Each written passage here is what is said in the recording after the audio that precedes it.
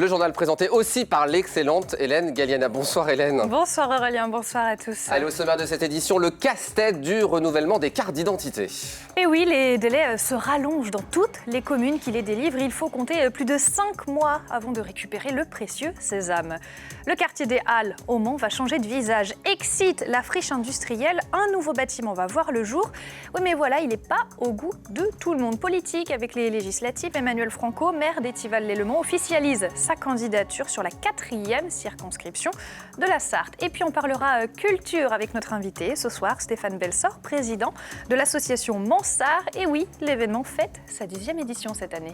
Et oui, au moins 5 voire 6 mois d'attente pour refaire sa carte d'identité ou son passeport en ce moment dans notre département, Hélène. Avant la crise sanitaire, il fallait compter 1 mois environ. C'est une explosion qui est due à la très forte hausse des demandes, mais aussi au nombre restreint de mairies en Sarthe en capacité de les traiter. Alors face à cette situation qui se retrouve un petit peu partout en France, un plan d'urgence est déployé au niveau national. Anthony Piton. Refaire ses papiers n'a jamais été aussi long. En Sarthe, impossible d'obtenir un rendez-vous avant fin août, voire septembre. Pour un renouvellement ? Oui. Ouais, nous arrivons au 21 septembre pour les rendez-vous. Waouh. Moi, je veux voyager en juillet.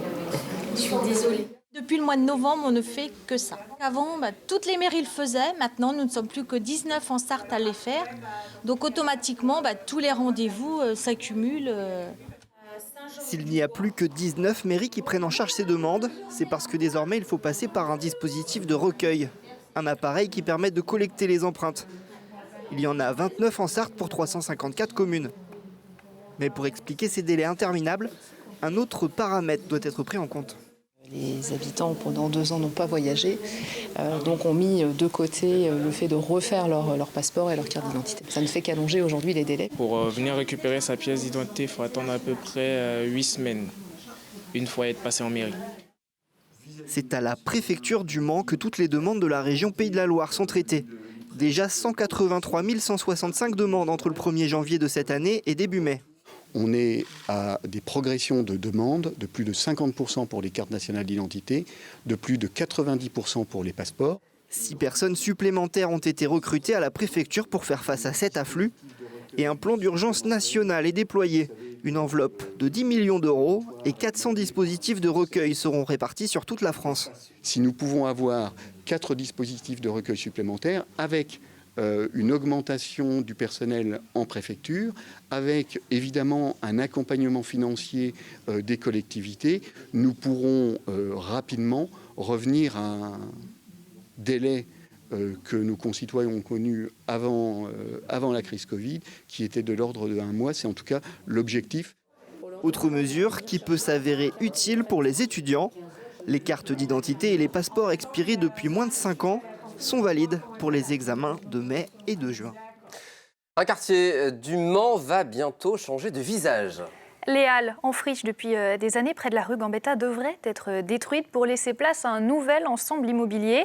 Un projet qui prévoit des commerces, des bureaux et des logements. Mais ce qui fait tiquer les habitants du quartier, c'est la hauteur de cette nouvelle tour. La rumeur parle de 9 étages et cela inquiète le voisinage. Le quartier des Halles au Mans va complètement changer de visage dans les prochaines années. Excite la friche commerciale présente rue Hippolyte Le Cornu. Le bâtiment devrait laisser place à un projet immobilier tout neuf. Avec un immeuble qui comprendra des logements, des bureaux, mais également une partie du site qui est réservée pour relocaliser la MJC Prévert qui est actuellement dans la cité Plantagenet. L'immeuble en question, une tour de 9 étages, pas vraiment du goût des habitants. Le problème, c'est qu'on a appris par hasard qu'il allait avoir un immeuble de 9 étages qui, bien évidemment, va masquer la vue de pas mal de riverains.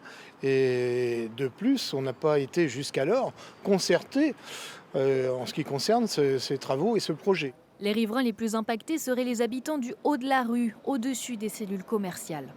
Le projet de réhabilitation, c'est une excellente nouvelle. Un projet, une tour de 9 étages, carrément pas. C'est aussi le cadre de vie quotidien qui nous importe, donc c'est aussi les nuisances sonores. C'est surtout quand vous voyez le vis-à-vis qu'il peut y avoir par rapport à ces balcons, par rapport aux terrasses que vous avez en rooftop. C'est également la perte d'ensoleillement par rapport à la taille de cette résidence potentielle. Et puis c'est surtout les nuisances sonores que ça peut provoquer. Autre inquiétude, le stationnement dans le quartier. Le parking qui est juste sous nos pieds, qui est aujourd'hui effectivement une force pour se garer, une facilité. Demain, ce parking, s'il est privatisé pour la résidence, avec en plus 45 logements, des bureaux et autres, il n'y aura plus aucune possibilité de se garer, aucun lieu à proximité au mètre carré, un nombre de véhicules affolant. De son côté, la municipalité annonce qu'au mois de juin, elle ira à la rencontre des habitants pour parler de ce projet. Allez, politique à présent et top départ pour la campagne d'Emmanuel Franco. Il se lance dans la course aux législatives, candidat dans la 4e circonscription. Le maire d'Étival-les-Le-Mans se présente pour la seconde fois à cette élection. Le maire d'Étival-les-Le-Mans se lance dans la course aux législatives. Devant une cinquantaine de personnes, le président de l'Association des maires de la Sarthe a lancé sa campagne officielle. Il tente de briguer pour la seconde fois la 4e circonscription. J'ai l'investiture des LR, du parti Les Républicains, mais tout le monde me connaît. Tout le monde sait que je suis un homme de consensus, de centre droit. J'ai travaillé depuis 2008 avec un premier adjoint qui est PS. J'ai mon premier vice-président de la communauté de communes qui est PS. Moi, je crois au travail collectif. Les étiquettes politiques, elles sont là à un moment donné, au moment de la bataille électorale, mais une fois que la bataille électorale elle est faite, eh bien, il faut travailler avec tout le monde. Un mandat qu'il souhaite axer autour du développement durable. Je pense que c'est ce qui va faire la cheville de mon engagement. C'est-à-dire que toutes les propositions que je ferai, elles seront en lien avec le développement durable. Parce que je crois qu'aujourd'hui, comme je l'ai dit tout à l'heure dans mes propos, il est important d'observer la santé. Ben oui, la santé, il y a un lien avec le durable. Il fait chaud, comment on va se protéger, etc. Donc s'il fait chaud, qu'est-ce qu'on fait pour lutter contre le changement climatique? Et donc ça a des conséquences sur la santé, sur plein d'autres sujets. Actuellement, la députée de la 4e circonscription de la Sarthe est Sylvie Tolmont, candidate à la poursuite de son mandat. Et puis pour être totalement complète, on a appris ce jour le nom de 2 autres candidats dans la 4e circonscription de la Sarthe. Face à Emmanuel Franco donc, et Sylvie Tolmont, il y aura Joachim Le Floch-Imad, actuel directeur de la fondation Res Publica. Il est investi par la majorité présidentielle. Raymond de Malherbe, actuel secrétaire départemental du Rassemblement national, fera campagne dans la 4e circonscription sous l'étiquette du Rassemblement national. Donc. Et toujours au volet politique, Hélène, grosse surprise dans la 5e circonscription de la Sarthe. On apprend ce jour que le député sortant apparenté LR, Jean-Carl Grelier, investi justement par les Républicains depuis plusieurs mois, sera finalement candidat sous les couleurs de la majorité présidentielle pour les prochaines législatives de juin prochain. Dans un communiqué publié ce mercredi 11 mai, l'ancien maire de la Ferté-Bernard annonce avoir reçu officiellement l'investiture du parti du président de la République. Les Républicains, contactés ce jour par la voix d'Olivier Sassot, le secrétaire départemental des Républicains, en Sarthe, se dit extrêmement embêté par cette situation.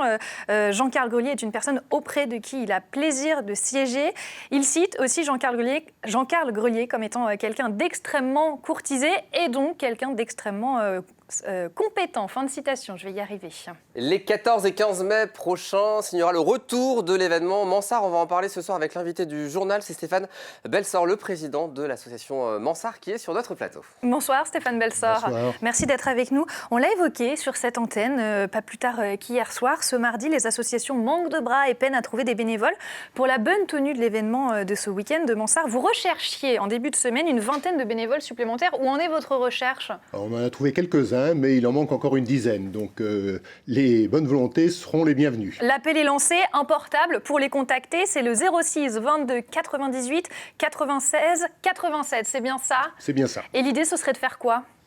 Alors, c'est d'aider par tranche horaire de 2 heures sur des multiples lieux, mais principalement pour la cathédrale, puisque la cathédrale, on a 3 entrées qui sont le portail occidental, le porche royal et la tour du Cavalier. Et assurer la sécurité, justement, la cathédrale Saint-Julien, c'est là que va prendre une grande part de l'événement Mansart. C'est un des rares événements en France, si ce n'est le seul, même à l'échelle européenne, à proposer un événement laïque dans un lieu religieux.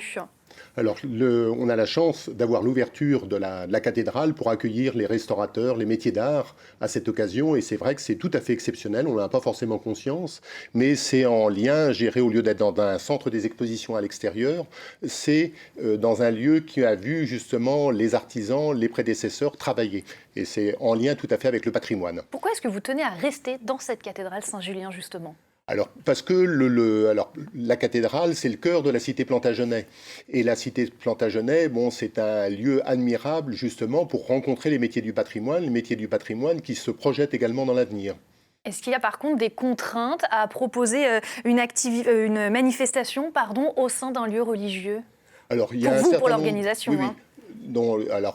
Avec l'incendie de Notre-Dame de Paris, avec les attentats de Nice, donc il y a évidemment un aspect sécuritaire, un aspect prévention incendie, et également un certain nombre d'obligations, c'est-à-dire qu'il faut que les restaurateurs qui soient présents à l'intérieur de la cathédrale jouent le jeu, c'est-à-dire qu'il n'y ait pas de circulation d'argent et qu'il y ait un état d'esprit qui corresponde à la magnificence des lieux. Temps fort, cette année, il va y avoir la découverte de la teinture de la vie des saints Gervais et de saint Protais. Pourquoi est-ce que c'est extrêmement important que vous la présentiez aujourd'hui? Alors c'est tout à fait exceptionnel parce que les teintures ont été rénovées il y a déjà quelques années, mais pour des raisons justement de sécurité, des raisons d'altération à la lumière, enfin, ne sont pas exposées. Alors là, elles vont pouvoir retrouver leur cadre originel, qui est à dire le cœur de la cathédrale. Le cœur de la cathédrale, donc, ces tentures à l'origine, c'est-à-dire ça date de Philippe de Luxembourg, donc début du XVIe siècle, étaient exposées sur ce lieu et accessibles uniquement au clerc. Et là, évidemment, ça sera accessible avec un conférencier et un médiateur pour justement donner l'accès aux enfants. Et ça se lit, alors il y a 17 panneaux qui ont été retrouvés, qui sont encore toujours présents. Sur ces 17 panneaux, la longueur est exceptionnelle parce que ça fait 35 mètres de longueur, donc il faut se représenter sur 1,80 m de hauteur. Donc on a 2 jours. 2 jours pour en profiter. 2 jours pour en profiter, puisque c'est la drague qui a permis justement ce retour de cette tapisserie.